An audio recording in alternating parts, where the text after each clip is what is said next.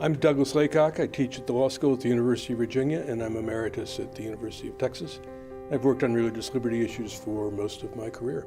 In the Masterpiece Cake Shop case, the Supreme Court said that Colorado had violated the free exercise of religion rights of a baker, a wedding cake baker, who refused to make a cake for a same-sex wedding. They said that Colorado had demonstrated hostility in how it enforced its public accommodations law because they had found this baker guilty of sexual orientation discrimination and had exonerated 3 other bakers who had refused to make an anti-gay cake for a conservative Christian who asked for one.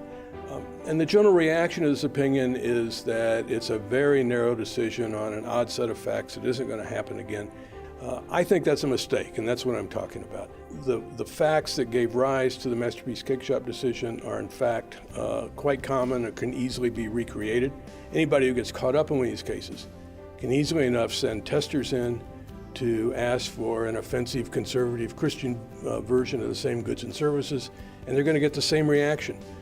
States are not going to make liberal secular wedding vendors provide services or goods that they find offensive. And if they're not willing to do that, then they have to also protect the conscience of conservative Christians or conservative members of other faiths who object to assisting with the celebration of a same-sex marriage that they think is not a marriage at all.